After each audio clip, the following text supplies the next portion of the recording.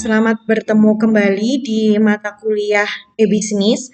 Untuk hari ini saya akan menjelaskan tentang sistem informasi produksi, gitu ya. Nah, untuk konsep produksi sendiri itu apa ya? Kenapa kok produksi itu ada gitu ya. Jadi pada awalnya bagian pemasaran itu akan bertanggung jawab menentukan apa yang diinginkan dan dibutuhkan sama pelanggan.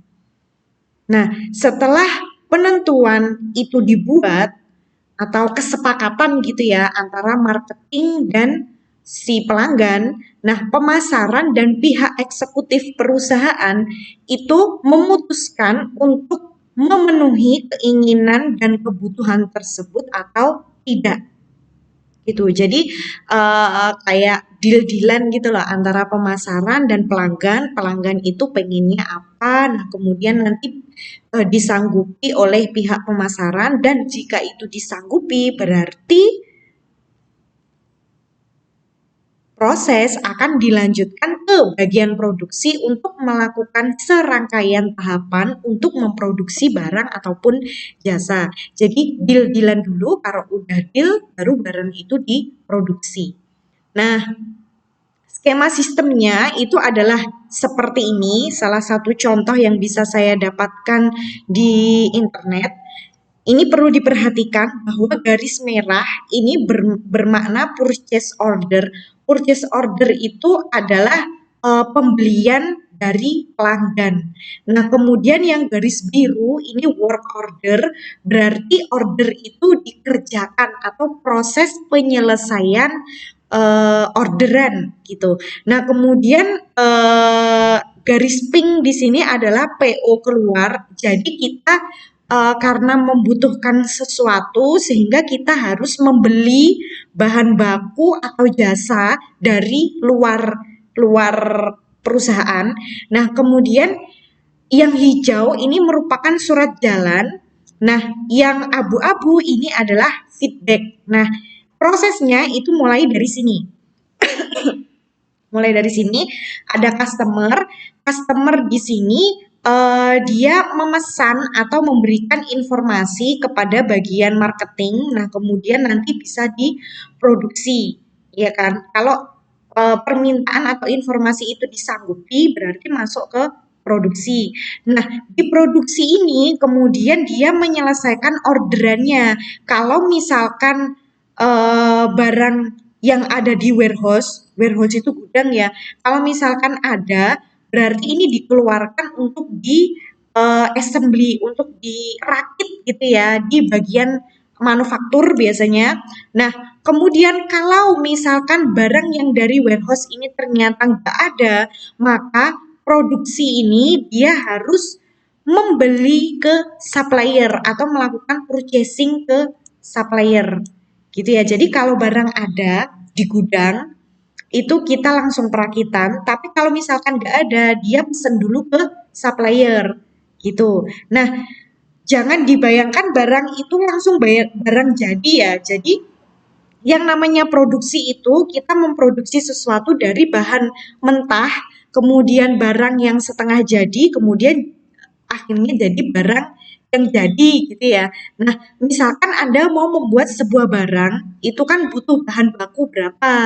Nah, kemudian membutuhkan stok atau dalam jumlah berapa, itu harus diidentifikasi. Nah, si produksi ini akan memastikan apakah di warehouse-nya itu komponen-komponen yang mau dirakit itu ready semua atau enggak. Nah, misalkan ada yang enggak ready, berarti dia harus pesan ke supplier dulu. Nah, modelnya seperti itu. Nah, hasil dari pembuatan ini akhirnya si produksi tadi memberikan kayak surat jalan gitu ya ke yang menangani tentang stok. Jadi produk yang udah jadi kemudian kan disimpan. Nah, bagian gudang yang menyimpan barang jadi itu dia juga harus merekord berapa barang yang masuk gitu kan, yang masuk ke kita. Nah, kemudian si produk stok ini juga memberikan feedback ke bagian produksi. Jadi, oh, yang ready yang sudah ready atau barang yang sudah jadi itu sejumlah sekian loh gitu. Jadi nantinya si bagian produksi ini akan meneruskan informasi tersebut ke bagian pemasaran atau penjualan karena kan yang berhubungan dengan customer itu adalah bagian penjualan atau bagian marketingnya gitu ya. Nah, skema dari produksi itu adalah seperti ini. Nah, kemudian kita lanjut sistem informasi produksi. Sistem informasi produksi itu adalah sebuah sistem informasi manajemen yang menyediakan informasi yang mengenai kegiatan terkait dengan perencanaan dan pengendalian proses untuk memproduksi barang atau jasa. Mulai dari perencanaan loh ya. Jadi subsistem dari produksi itu mulai dari penentuan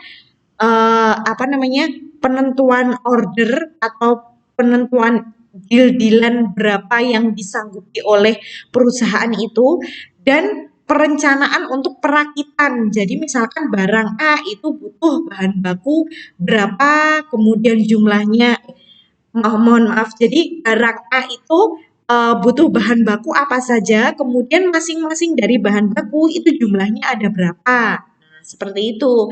Bahkan ada beberapa kasus sistem ini juga menangani pengendalian proses yang sampai ke penjadwalan. Jadi misalkan pada bulan ini kita fokus menyelesaikan orderan dari pelanggan A. Nah, sehingga ketika ada pelanggan B yang masuk atau order ke kita, maka kita juga menyesuaikan waktunya. Oh, mohon maaf untuk bulan ini belum bisa jadi produknya. Kalau misalkan bulan depan bagaimana? Nah, kayak gitu.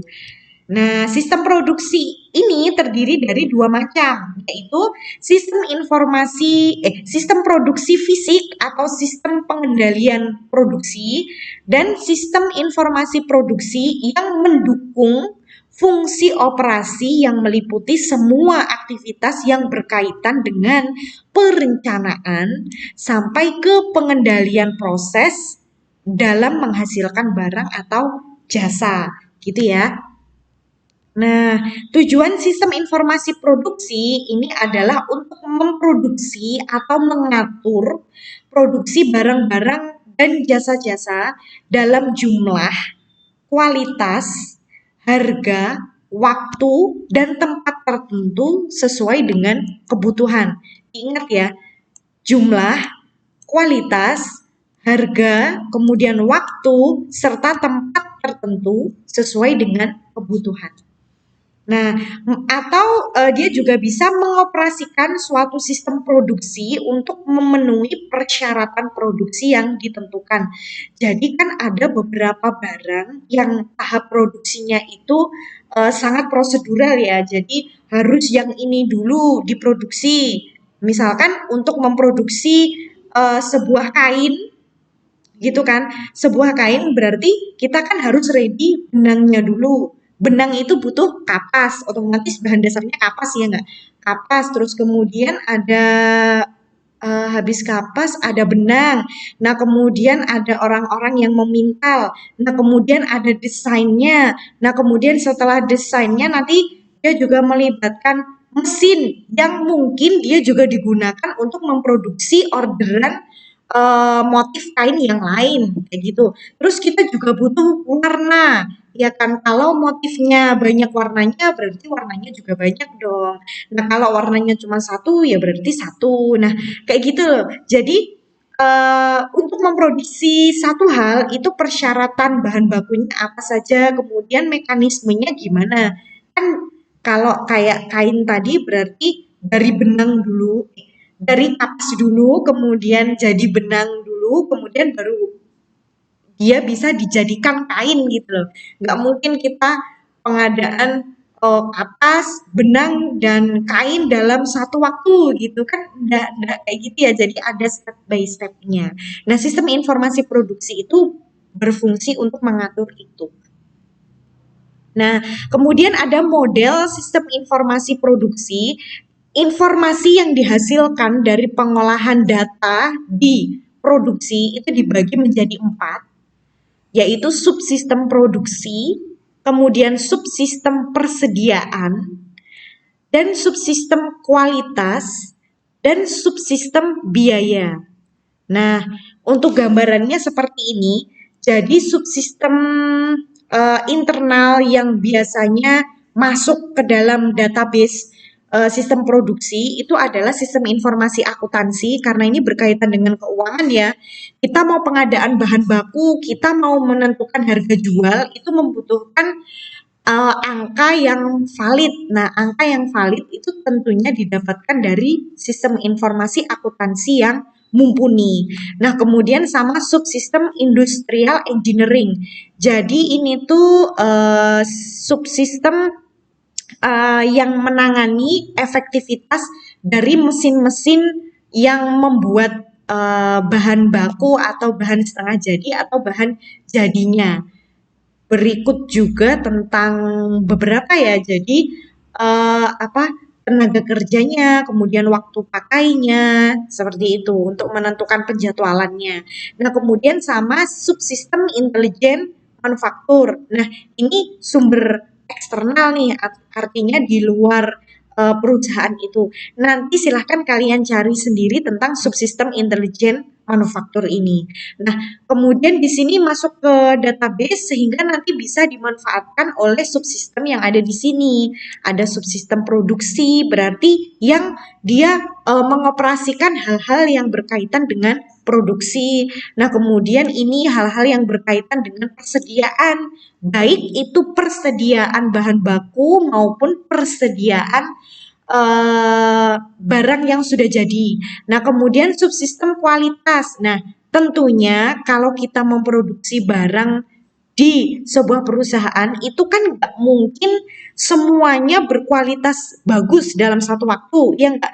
Pasti ada beberapa yang cacat. Nah, di sini harus ada sebuah subsistem yang bisa menjamin kualitas yang keluar ke pelanggan itu adalah betul-betul barang-barang yang sudah memenuhi kualitas. Nah, standar kualitas itu juga harus ada pengelolaannya karena kan kualitas bagus, kualitas jelek, kualitas kurang bagus atau kualitas yang bisa diperbaiki itu kan yang tahu standarnya hanya perusahaan. Nah, itu.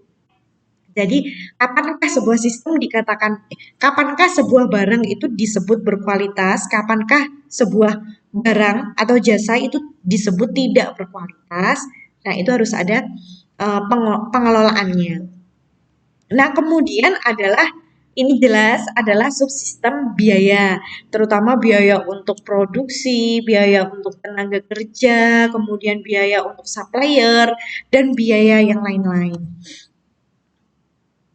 Nah, ini untuk subsistem produksi ini jelasnya ada di slide ini ya. Sama subsistem persediaan nanti bisa dibaca sendiri. Pada intinya sudah saya terangkan seperti tadi. Kemudian ini juga ada subsistem kualitas dan subsistem biaya. Nanti bisa dibaca sendiri. Nah, kemudian ini ada komponen model produksi. Nah, beberapa model yang digunakan pada sistem informasi produksi itu adalah titik pemesanan kembali, kemudian pemesanan kuantitas ekonomis, sama material requirements planning. Nah, pada intinya gini, untuk titik pemesanan kembali, ini ya, bisa dibaca merupakan suatu strategi yang reaktif, maksudnya menunggu hingga saldo suatu jenis barang itu mencapai tingkat tertentu dan kemudian memicu pemesanan pembelian. Jadi modelnya kita identifikasi stok. Jadi misalkan nih ada stok bahan baku yang sudah mencapai limit menurut perusahaannya, maka otomatis si manufacturing tadi, si produksi, sistem informasi produksi itu dia request atau membeli ke supplier itu. Jadi nunggu sampai limit dulu, kemudian dia baru apa namanya, baru pesen. Nah, limitnya itu di angka berapa, itu yang tahu perusahaan. Tetapi ini sebenarnya ada kok metode perhitungannya. Kalau ada yang tertarik untuk mengangkat tema ini, bisa nanti cari-cari di Google tentang metode menghitung titik pemesanan kembali. Jadi sebenarnya ada banyak banget. Ini kan ranahnya sebenarnya di mahasiswa teknik industri ya. Tetapi kalau misalkan ada mahasiswa sistem informasi yang mau membuat sebuah sistem informasi yang berkaitan dengan ini, it's okay, nggak apa-apa gitu. Nah, kemudian ada pemesanan kuantitas ekonomis. Nah, ini sudah saya bahas di subsistem persediaan. Jadi untuk menentukan kuantitas pesanan persediaan yang dapat meminimalkan biaya penyimpanan dan biaya pemesanan persediaan. Nah, ini adalah metodenya EOQ in ekonomi order quantity.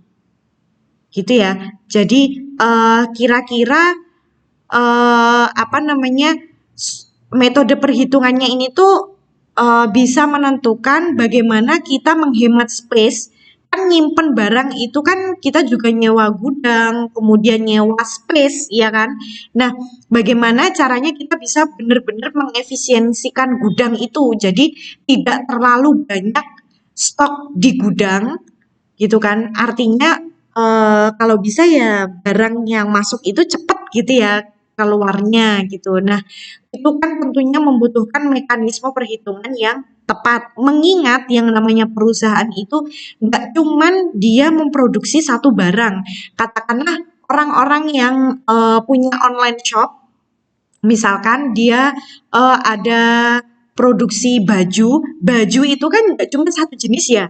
Bahkan sama-sama jenisnya gamis itu modelnya beda-beda, ukurannya beda-beda, kemudian warnanya juga beda-beda. Kemudian nanti sesi yang open PO batch 1, batch 2, batch 3, batch 4, bahkan sampai batch 100 gitu ya. Nah, itu jadi supaya tidak terjadi penumpukan di gudang, sehingga barang-barang yang ada di gudang itu bisa dimanfaatkan dengan baik atau bisa dikeluarkan dengan segera. Nah, ini apa namanya, menyesuaikan lah, misalkan kita punya stok berapa, kira-kira muat nggak di gudang kayak gitu. Itu kasarannya atau bahasa bahasa yang mudah dipahami adalah seperti itu gitu. Nanti bisa dicari metode matematisnya kayak apa. Kalau misalkan tertarik untuk mengangkat tema ini. Sebenarnya gampang kok, ini juga mungkin di sini ada mahasiswa yang aduh gimana nih caranya mengimplementasikan hitungan matematis kayak gitu di sistem informasi. Kalian kan pernah belajar SPK kan, sistem pendukung keputusan. Nah, SPK itu kan sebenarnya dia perhitungannya matematis juga dan dia disistemkan. Nah, konsepnya sama seperti itu. Jangan dibayangkan waduh nanti sistemnya susah banget gitu ya. Nah, butuh kajian, kalian banyak-banyak baca dulu, kemudian banyak baca-baca tentang jurnal yang berkaitan dengan sistem informasi yang mengangkat tema serupa kayak gitu. Jadi nanti akan muncul pengetahuan atau konsep, oh jadi nanti sistem yang mau saya buat tuh seperti ini gitu. Nah, terus kemudian yang selanjutnya itu adalah material requirement planning. Nah, jadi ini tuh MRP ini sebuah apa ya, kayak peramalan gitu, memungkinkan perusahaan itu mengelola materialnya dengan baik sehingga dapat menghindari kehabisan persediaan yang disebabkan oleh pesanan yang tidak tersedia. Jadi dia apa namanya, dia sifatnya aktif gitu ya. Jadi, misalkan dia membaca tren pemesanan, misalkan kalau baju itu kan biasanya, mau lebaran ya, atau malah mau puasa ya, mau puasa biasanya, mulai melonjak gitu ya pemesanannya. Nah, ketika itu, dulu produksi baju yang dihasilkan dan yang paling banyak peminatnya itu apa. Nah, kemudian pada tahun yang ke depan kita masih mempertahankan baju itu atau tidak. Nah, atau mungkin kita sudah mempunyai beberapa bahan yang standar. Jadi misalkan saya mempunyai online shop yang membuat sebuah baju gitu ya. Nah, baju yang saya buat itu bahannya cuman ada 3, misalkan bahan yang agak tebal, kemudian bahan yang tipis tetapi tidak menerawang, kemudian ada bahan yang silky, jadi kayak sutra gitu. Nah, kemudian nanti MRP ini dia bisa mengidentifikasi berapa jumlah kain yang kita pesan untuk menghadapi permintaan di apa namanya di waktu-waktu yang banyak sekali pesanan, dalam hal ini ketika puasa gitu ya. Tetapi yang perlu diketahui bahwa material requirements planning ini tidak bisa memprediksikan virus ya. Maksudnya di sini kalau misalkan ada yang tanya, lah terus beberapa omset penjualan baju itu kan menurun Bu gara-gara corona. Kemarin kan waktu lebaran nggak ada yang mudik gitu ya. Nah, MRI ini tidak bisa mendeteksi virus guys gitu. Jadi dia hanya mendeteksi dari tren yang sebelumnya dan kira-kira kita butuh cadangan persediaan berapa nih untuk menangani lonjakan dari yang kemarin gitu, sehingga dia bisa apa namanya memberikan rekomendasi yang tepat. Oh, karena tahun ini tuh trennya adalah ini, maka untuk yang ke depan itu kita harus menyediakan kain 2 roll atau 3 roll gitu untuk ukuran baju yang XL mungkin. Oh, ternyata peminatnya banyak banget di XL. Nah, kayak gitu loh. Jadi menyediakan bahan baku atau membuat sebuah baju itu dengan pertimbangan, bukan cuman waton memproduksi dan menjual gitu. Itu kalau konsepnya MRP ini. Jadi ada komponennya, yang pertama itu adalah penjadwalannya. Nah, kemudian adalah material requirement planning system atau apa namanya spesifikasi material yang dibutuhkan itu apa aja gitu. Misalkan saya mau memproduksi gamis jenis A.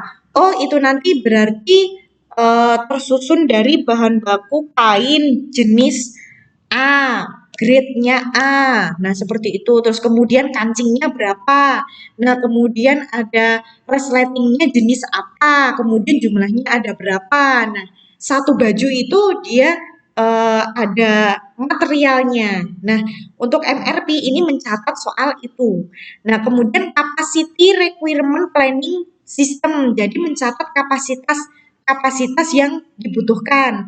Nah, kemudian yang selanjutnya adalah order release system. Jadi kira-kira apa namanya orderan yang akan masuk nanti jumlahnya ada berapa dan bagaimana kemampuan kita untuk apa ya untuk menyiapkan persediaan untuk memenuhi kebutuhan pelanggan pada saat itu gitu.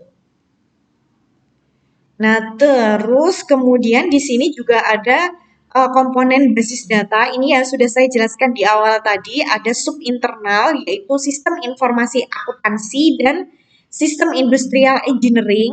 Nah, kemudian yang eksternal itu terdiri dari intelijen manufaktur.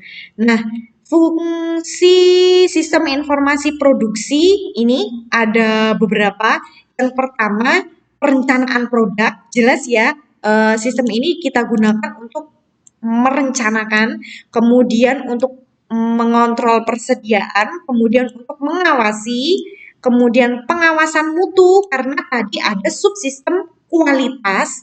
Nah, kemudian ada pengawasan biaya dan fungsi pengangkutan. Jadi dari bahan yang sudah diproduksi diangkut ke gudang yang menyimpan barang jadi.